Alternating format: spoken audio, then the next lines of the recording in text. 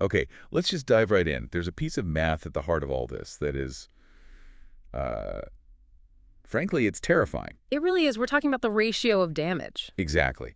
The data we're looking at suggests that just 1% of criticism can completely erase 99% of praise. which is just a brutal statistic when you stop and think about it. You can spend months, even years, building up trust with someone. Doing all the right things. Right. And then one single careless sentence can just demolish all of it instantly. But that feels so incredibly unfair, doesn't it? I mean, logically, 99 should always outweigh 1. So why is our brain wired to let that one negative thing just hijack everything? Well, it really comes down to basic survival biology. It's a concept called negativity bias. Okay. Your brain doesn't process a hurtful word as just, data. It treats it like a threat, a real physical threat.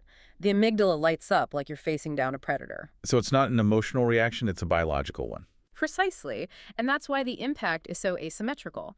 Positive words are nice, sure, but negative words are sticky. Sticky is. Yeah, that's an understatement. The source material we have mentions a hurtful comment can stick with a person for more than a decade. A decade. Just think about that timeline. You might make a sarcastic remark in a meeting because you're stressed or something, and by tomorrow, you've completely forgotten you even said it. Of course. But the person who heard it, they could still be replaying that exact moment in, 2035? The stakes are just massive. And it's not just about hurt feelings. The source is very clear that this one wrong word can cost your relationships, your status, even money. In a professional setting, absolutely. It says your survival depends on it. You have to navigate this minefield. If you can't control your speech, you essentially become a liability. Okay, but this is where I get a little stuck. If the risk is that high, the logical response is just to say nothing, right? To shut up. But you can't do that. So how do we actually fix this? We have to evolve. The source material lays out this idea of shifting from quick speech to weighty speech. It's kind of a maturity curve. Quick versus weighty. Explain that. So when we're younger, or maybe just less secure, our communication is quick, it's reactive, someone challenges you, and you snap right back to defend your turf. Right, because silence can feel like weakness in the moment. You want to prove you're the sharpest person in the room. Exactly. But what this argues is that real authority, it does the opposite. Weighty speech isn't about being slow, necessarily. It's about being dense, processed. So you pause. You think. You weigh the impact against what you intend to say, and then you speak.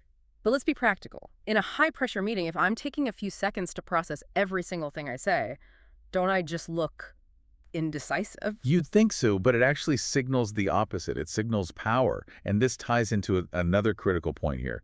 Responsibility increases impact. Okay. Picture a corporate ladder.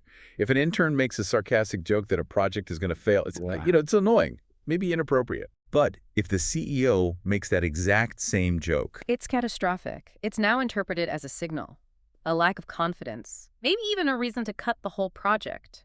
As you climb, your words literally get heavier. so the higher you go, the less freedom you have to be quick. You completely lose the luxury of speaking without thinking. Your margin for error just, it evaporates. Wow.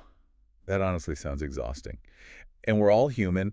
We're going to mess up. We're going to drop one of these heavy words on someone. Is a simple, I'm sorry, ever really enough? I'm sorry is often just a social tool, right? It's to make the speaker feel better.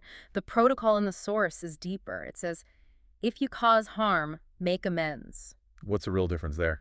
Making amends is structural. It's about acknowledging the specific damage you caused. You didn't just hurt feelings, maybe you damaged a reputation. So you have to make a conscious, visible effort to repair that. It's owning that decade of damage potential we talked about. That's exactly recognizing the power of the tool you're holding. So to pull this all together, words are not cheap.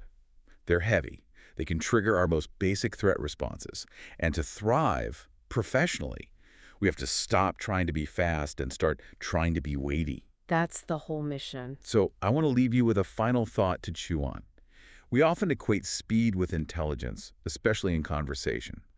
But after all this, you have to ask yourself, is your need to respond instantly actually undermining your authority instead of proving it? That's a very expensive habit to keep.